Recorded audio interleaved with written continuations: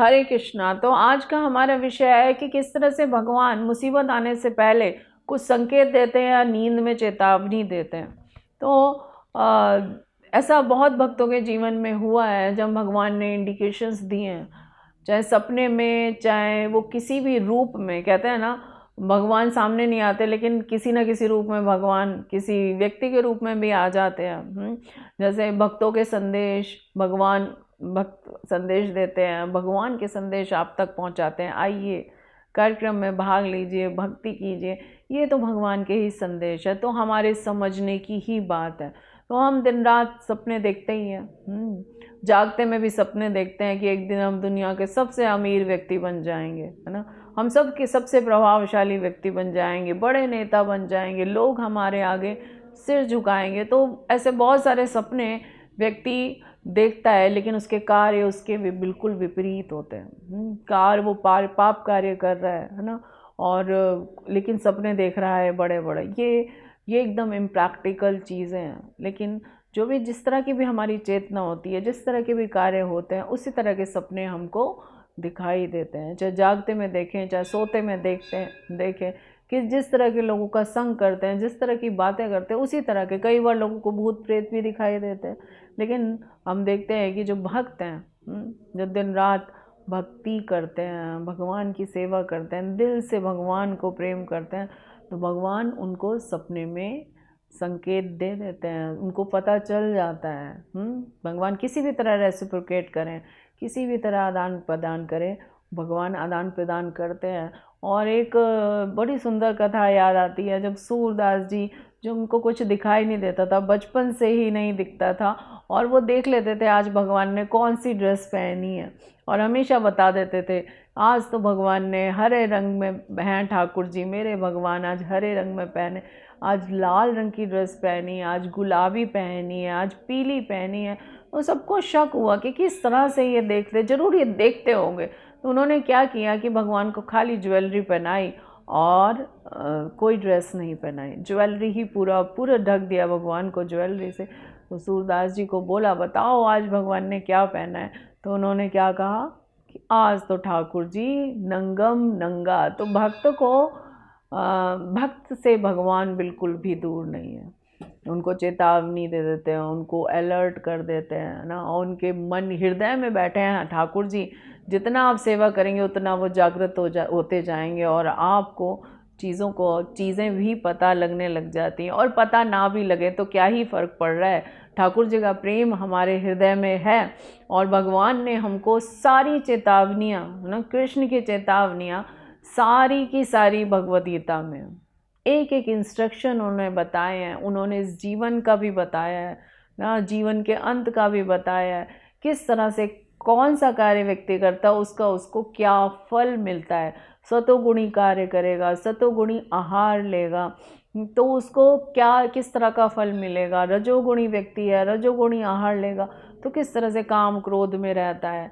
अगर तमोगुणी व्यक्ति है, तमोगुणी आहार ले रहा है, तमोगुणी लोगों का संग कर रहा है, तमोगुणी कार्य कर रहा है, कैसे प्रमाद में, पागलपन में, डिप्रेशन में वो चला जाता है। तो ये हैं भगवान की चेतावनियाँ।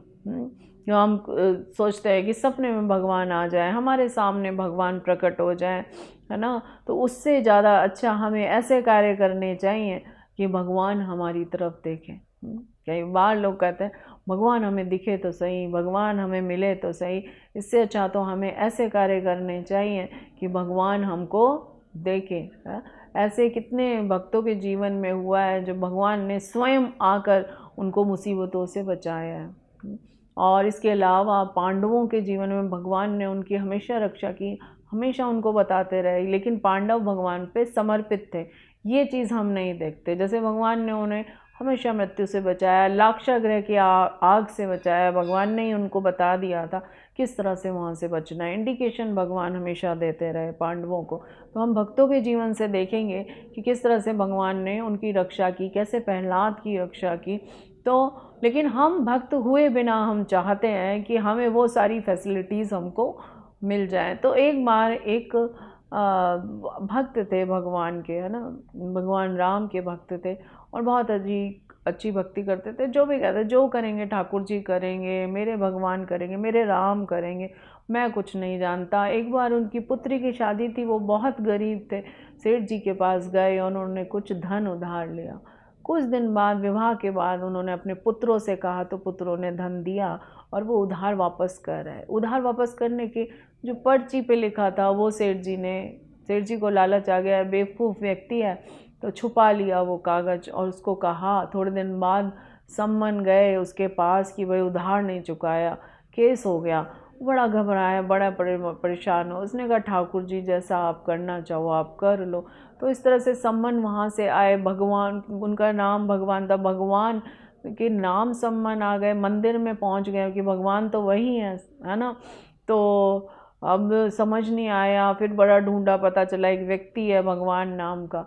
तो जो पुजारी थे मंदिर के, जो प्रतिदिन सेवा करने के लिए, क्योंकि वो जाते थे भक्त, तो पुजारी के बड़ी दया आई, कितना गरीब व्यक्ति है, क्या करेगा, इसने तो पैसा दिया ही होगा। भगवान को सुबह तैयार किया, भगवान इसकी रक्षा करना। वो भी गए, भगवान को प्रणाम किया, आँख में आंसू थे, कुछ समझ नहीं आ रहा था। कोर्ट में पहुंचते हैं, वहाँ पे उनको इल्ज़ाम लगता है कि तुम्हें पैसे नहीं दिए और अब डबल देने पड़ेंगे, घर जब्त हो जाएगा। बड़े परेशान थे। वो कहते हैं भगवान जो करेंगे भगवान ही करेंगे। तो एक व्यक्ति जो बहुत ही बूढ़े थे, तो वो वहाँ पे लाठी टेकते हुए आते हैं और वो गवाही देते हैं। वो कहते हैं कि इस व्यक्ति ने पैसे दिए हैं।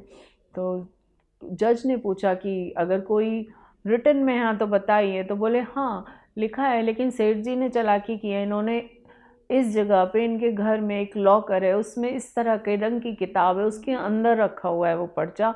सेठ जी को वहीं पे रोका गया, सिपाही भेजे गए और वहाँ से वो पर्ची मिली जिस पे लिखा था कि उसने पैसे वापस दे दिए, और इस तरह से वो गायब हो जाते हैं। जज ने उनसे बाद में पूछा कि वो कौन थे, है ना। तो उन्होंने कहा तो ठाकुर जी ही रहे होंगे, मेरा अपना कौन है, मेरी गवाही को कौन आएगा, ठाकुर जी आएंगे।